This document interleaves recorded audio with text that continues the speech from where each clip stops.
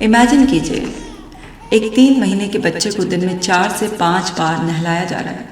उसकी माँ को पता है कि बच्चे की जान पर बनाएगी। वो रो रही है लेकिन खुद पर काबू नहीं कर पा रही है, नहला रही है। वो खुद पॉटी करने जाती है तो घंटों तक पॉट पर बैठी रहती है।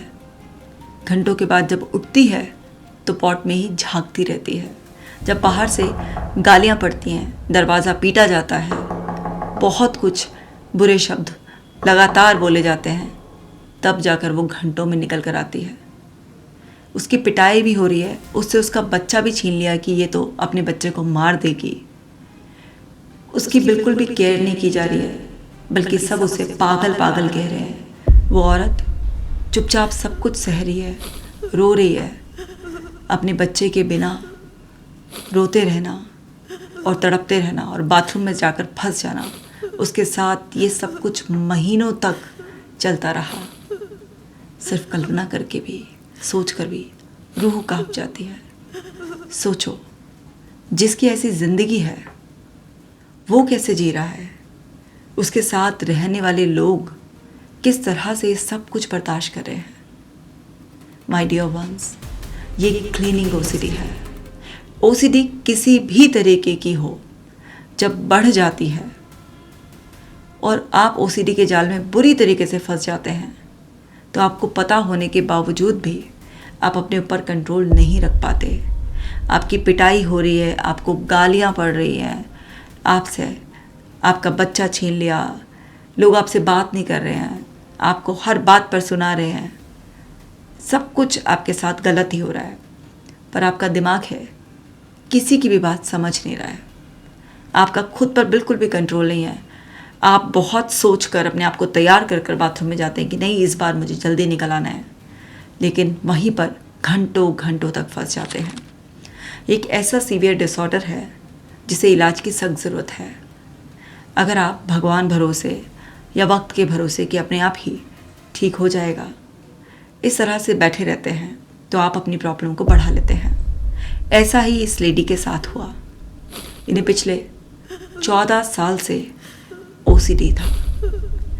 ओसीडी के चलते ही इनकी शादी भी लेट हुई, क्योंकि घर वाले ये समझ ही नहीं पाए कि वो अपनी बेटी को ठीक करे बिना उसकी शादी कहीं कर रहे हैं तो उसकी ज़िंदगी और मुश्किलों से भर रहे हैं। पहले तो लोगों में वास्तव में इस तरीके के डिसऑर्डर की समझ कम थी, पर आज तो लोग समझदार होते जा रहे हैं, अवेयर होते जा रहे हैं। अलग अलग सोर्सेज से पता चल जाता है कि ये नॉर्मल बिहेवियर नहीं है, ये ओसीडी बिहेवियर है और इसे ठीक करने की ज़रूरत है, इसको इलाज की ज़रूरत है। थेरेपी से बिल्कुल ठीक हो जाएगा, वापस से एक पर्सन की लाइफ नॉर्मल हो जाएगी।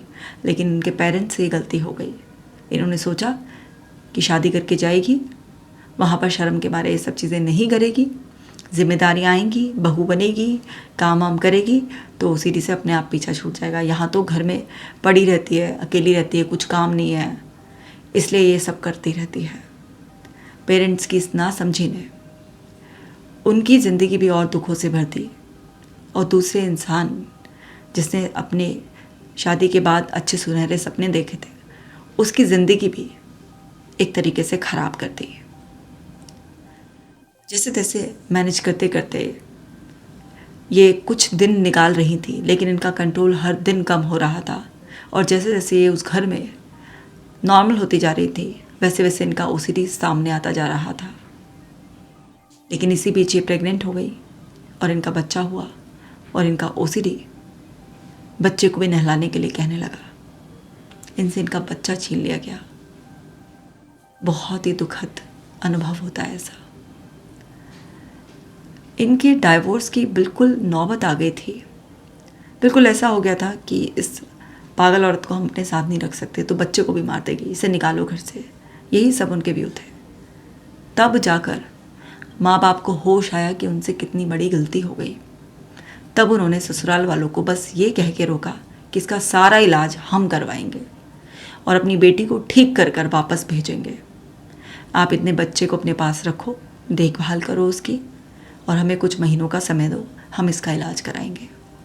ऐसे इनके दिन बदलने शुरू हुए और मेरे पास ये केस आया। पेरेंट्स बहुत शर्मिंदा थे, बहुत ज़्यादा माफ़ी मांग रहे थे अपनी बेटी से भी। मुझसे भी जब मिले तो रोते रोते उनकी माँ ने बोला कि मेरी बेटी की शादी बचा लीजिए, इसकी ज़िंदगी बचा लीजिए, सब कुछ बर्बाद हो रहा है, ठीक कर दीजिए। अब ओसीडी इतना पुराना है और इस हद तक बढ़ चुका है कि छोटे 3 महीने के बच्चे को भी मौका लगते ही नहलाती रहती हैं। तो सोचिए ना कितना कम उनका जो सेल्फ कंट्रोल है वो कितना कम था। और सबसे बड़ी बात यह है कि इस बात को समझना कि ये नॉर्मल नहीं है, सबके साथ नहीं होता है, सिर्फ आपके साथ ये हो रहा है, या जो भी लोग इस तरीके के डिसऑर्डर से सफ़र कर रहे हैं उनके साथ ही ये होता है।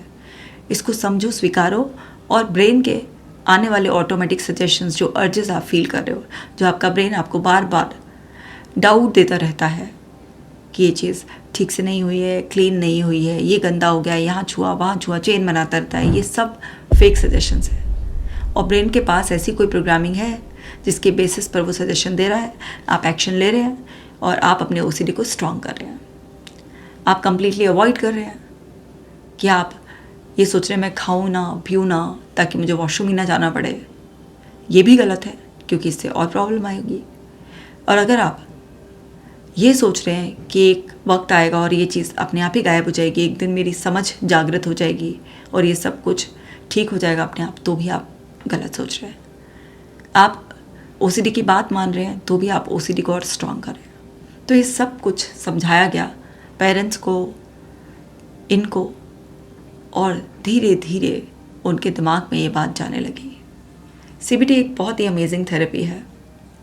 सीबीटी में हम acceptance and commitment therapy, habit reversal therapy, exposure and response prevention therapy, dialectal behaviour therapy, साथ ही साथ हम एनएलपी का भी यूज़ करते हैं, हिप्नोथेरेपी का भी यूज़ करते हैं। और सबसे कलेक्टिवली सबसे पहले एक पर्सन के स्टोरी, जो ओसीडी की स्टोरी है उसकी, उसको एक्सेस किया जाता है कि अंदर माइंड के पास इस डाउट को, इस फियर को जनरेट करने के पीछे क्या स्टोरी है, इसके बैक लिंक्स क्या है, उसको समझा जाता है, उसके बिलीफ को एक्सेस किया जाता है, उसके वैल्यू हिरार्की को देखा जाता है, उसके पास्ट एक्सपीरियंसेस, कोई रेफरेंसेस कहाँ से ओरिजिनेट हो रहा है, उस सब चीज़ों को समझा जाता है। और इनके साथ भी जब हमने यही किया तो पता चला कि 14 साल पहले जब इनकी ओसीडी स्टार्ट हुई थी तो इनके साथ क्या था कि जैसे होता है ना टीन एज में लड़कियां कुछ खाती हैं, उसके बाद जैसे स्कूल में कुछ खाया या कॉलेज में कुछ खाया और हाथ वाथ नहीं धोए, ऐसे ही झाड़ लिए हाथ, और उसके बाद अपने कपड़ों को भी छू दिए, और ऐसे कैजुअली हम सब ने ही कभी ना कभी ऐसा बिहेव किया होगा।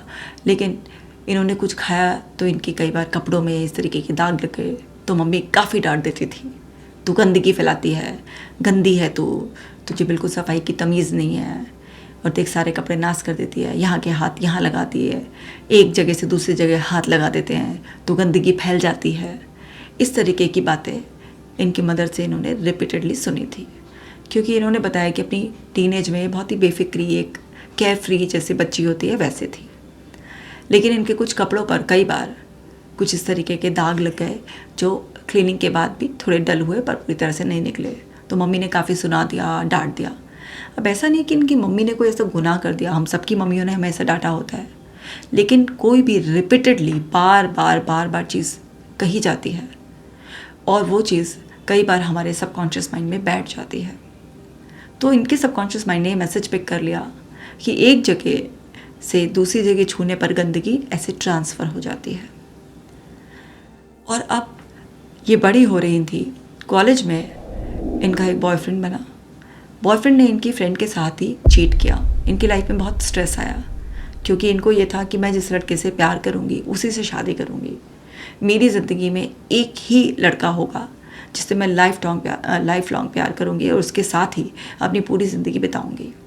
इस सोच वाली ये थी, वैसे बेफिक्री बिंदास, लेकिन शादी के मामले में ऐसी सोचती। तो इनकी ज़िंदगी में एक लड़का आया, लेकिन वो लड़का इन्हीं के फ्रेंड के साथ एंगेज होकर इनको चीट करने लगा, और ये एक्सपीरियंस इनके लिए बहुत ही ट्रॉमेटिक था, बहुत ही ज़्यादा ट्रॉमेटिक।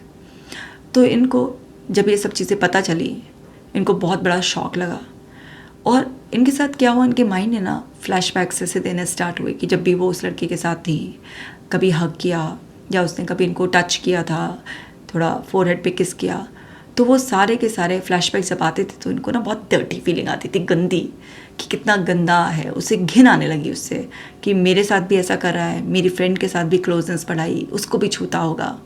और क्योंकि इन्होंने उस लड़के को गंदा मान लिया कि वो गंदा घिनौना है और उसने मुझे छुआ तो मैं भी गंदी हो गई, और इन्होंने अपने आप को गंदा मान लिया। पहले अपने आप को गंदा माना, तो अब ये जहाँ पर भी बैठेंगी, जिसे भी छुएंगी, जहाँ पर भी ये होंगी, तो क्योंकि ये गंदी हैं तो ये गंदगी फैला देंगी, क्योंकि इनके माइंड ने पहले एक मैसेज लिया हुआ था कि छूने से गंदगी फैल जाती है। तो ऐसे इनकी ओसीडी की शुरुआत हुई। अब ये बात से पेरेंट्स अनजान थे कि हमारी लड़की का पहले कोई बॉयफ्रेंड था और इस तरीके से उसने ये मान लिया कि ये गंदा है और इससे मुझे छुआ हुआ है तो मैं गंदी हूँ। इस तरह से इनके दिमाग में ऑटोमेटिक सजेशन आने शुरू हुए और इन्होंने अपने आप को साफ़ करना शुरू किया था। ये अपने आप को, अगर अपना ही हाथ दूसरी जगह छू लेती थी अपनी बॉडी पर, तो फिर उस बॉडी पार्ट को वॉश करती थी। अगर अपने बेड पर भी कोई सामान रख रही हैं तो फिर उसको बार बार धोना, साफ़ करना, बड़ी स्ट्रगल हो गई थी इनके लिए, क्योंकि इनको लगता था मैं गंदी हूँ। अगर मैं बाथरूम से नहा कर निकली हूँ तो नहाने के आधा घंटे के बाद मैंने जो कुछ कर लिया, छू लिया तो सही है, इन्होंने अपने ऐसे पैटर्न बना लिए थे। लेकिन अगर आधा घंटे से ऊपर हो गया और मैंने कुछ छुआ, मैं कहीं पर बैठी, तो मैंने वो सब गंदा कर दिया, अब मुझे वो धोना है। अब बताइए, नहाने का तो आधा घंटा बाद ऐसे ही हो जाएगा। तो खुद भी कई बार नहाना, अपनी चीज़ों को धोना, इस चक्कर में इन्होंने बहुत सारी चीज़ें ख़राब भी कर दी। बार बार नहाती थी तो घर वाले गुस्सा होते थे और स्ट्रेस बढ़ता था, कह पाती नहीं थी, चल कुछ पाती नहीं थी इनके घर में इनकी। और इस तरह से करते ओसीडी फैलता चला गया। घर वालों ने शादी कर दी, छुपा के, झूठ बोल के, और बाकी की तो आपको पता ही है कि ये छोटे से बच्चे को भी इतना नहला रहे थे। तो अब इनके पेरेंट्स रेडी थे इनका इलाज कराने के लिए, रेडी ये भी थे, इन्हें भी ठीक होना था, पर ओसीडी इतनी आसानी से पीछा नहीं छोड़ता ना जब इतना बढ़ जाए। तो क्या हुआ कि शुरुआत में कई सारे फेलियर अटैम्प्ट हुए। हमने इन्हें समझाया, बहुत अच्छी तरीके से सारा रूट कॉज फाइंड आउट किया, हिप्नोथेरेपी का सहारा लिया, उससे उनके मेंटल पैटर्न्स जो बने हुए थे उसे ब्रेक किया गया। सीबीटी से डिफरेंट थेरेपीज़ की कॉम्बिनेशन से इनको साइको एजुकेशन दी गई और इनका माइंडसेट बनाया गया। बट जब भी एक्सपोजर की बात आती थी तो नॉन कॉपरेशन, क्योंकि थोड़ा सा सेंसिटिव एक्सपोजर होता है टॉयलेट का, नहाने का, इस तरीके का, तो ये सारे सेंसिटिव एक्सपोजर्स होते हैं, तो थोड़ा सा इनका एक रेजिस्टेंस आती थी कि कैसे करना है। कई बार शेम इस तरीके से आके बीच में खड़ी हो जाती थी, बट एक्सपोजर्स तो करना ही है। अगर आपको ओसीडी से कम्प्लीटली फ्री होना है तो आपको एक्सपोजर तो करना ही है। तो शुरुआत में मेंटल एक्सपोजर्स कराए गए, इनको हिप्नोथेरेपी से बहुत एक्सपोजर्स कराए गए और इनका माइंड सेट किया गया कि आपको ये एक्सपोजर्स करना ही है। हम समझते हैं आपकी कंडीशन, ये ऐसी एक्टिविटीज़ हैं जो इंसान प्राइवेसी में करता है पर बीमारी है, इसके एक्सपोजर्स तो आपको करने ही पड़ेंगे। और हिप्नोथेरेपी से रिपीटेड एक्सपोजर्स करा कर उनका माइंड सेट बनाया गया एंड इवेंचुअली वो तैयार हो गई। और जब उनको इस तरीके के एक्सपोजर्स कराए गए और उनको पहले से ही सब चीज़ें सिखा दी गई थी, उनके बिलीफ को फैक्ट चेकिंग के ज़रिए डिस्प्यूट कर चेंज किया गया था। जो उन्होंने बना रखा था कि मैं गंदी हूँ, अपने प्रति जो घृणा पाल रखी थी, उसको भी चेंज किया गया कि आप गंदे नहीं हो, आप प्योर हो। आपका वो रिलेशन भी प्योर था, आपकी इंटेंशन बिल्कुल सही थी, आप उसे सच में प्यार करते थे, इसीलिए आपने उसे अपने आप को टच करने दिया। आप उसके टच से कोई गंदे नहीं हो गए। वो सारी की सारी अंदर की जो उनका दुख था, गिल्ट था कि मैंने उसे कैसे छूने दिया, वो सब रिलीज़ किया गया और उनका माइंडसेट चेंज किया गया कि आप गंदे नहीं हो। और जब वही गंदी नहीं रही, उन्होंने ही अपना ये बिलीफ तोड़ दिया, तो फिर वो कुछ भी छुएं, कहीं पर भी बैठे हैं, तो वो कैसे गंदा हुआ। तो रूट कॉज पर काम करने का यही फ़ायदा होता है। पर जो हैबिट पड़ गई थी, बॉडी प्रोग्राम हो गई थी ऑटोमेटिकली, बाथरूम में जाते ही, चाहे वो पॉटी करने गई हो, नहाने गई हो, उस चीज़ को बार बार करने के लिए, उस हैबिट को ब्रेक करने के लिए रिपीटेड एक्सपोजर कराए गए और उन्हें ओसीडी के जाल से बाहर निकाला गया। ओसीडी ऐसा मॉन्स्टर है जिसे आप जितना फीड करते रहोगे, चाहे आप रीएश्योरेंस लेकर कर रहे हो, आप चाहे एस्केप करके कर रहे हो, आप चाहे कंपल्शन करके कर रहे हो, ओसीडी अपना साइज़ बढ़ाता रहेगा। लेकिन जितना आप इसे डिप्राइव्ड रखोगे, ये मॉन्स्टर अपना साइज़ लूज़ कर देगा, छोटा होकर वजूद ख़त्म हो जाएगा इसका। यही हुआ इनके साथ भी, और इनकी सफरिंग का एंड हुआ। देखिए, एक लेडी जो इतनी बुरी तरीके से सफ़र कर रही थी कि अपने नन्हे से बच्चे को भी नहलाए जा रही थी, अपना दिन का 7 से 8 घंटा बाथरूम में ही बिता रही थी, कुछ करने लायक नहीं बची थी, टोटली डिसफंक्शनल हो गई थी। वो वापस से हंसती मुस्कुराती अपनी ज़िंदगी जी रही है, अपने बच्चे को गोद में उठाकर प्यार कर रही है। बहुत सालों बाद अपने आप को अच्छा प्योर मान पा रही है। कहीं पर भी बैठ जाती है, वॉशरूम जाती है, नॉर्मली जितना 5-10 मिनट का टाइम सब लोगों को लगता है वही लगता है। नहाने में भी 10-15 मिनट जो लगते हैं नॉर्मली वही लगते हैं। सब कुछ आसान हो गया है। शादी टूटने से बच गई है, ज़िंदगी बच गई है। देखिए, इनके पेरेंट्स से जो गलती हुई, वो गलती किसी को भी रिपीट नहीं करनी है। अगर किसी भी थीम का ओसीडी है तो ध्यान दीजिए, उसे बढ़ाइए मत, क्योंकि जितना वो बढ़ जाएगा उतना ज़्यादा वो ना टाइम भी लगाएगा रिवर्स होने में। अब हमने 1.5 साल मेहनत की इनके ऊपर, बच्चा भी बड़ा हो गया। उस बच्चे को गोद में उठाते हुए इतना फूट फूट कर रोई है पहली बार मेरी आंखों के सामने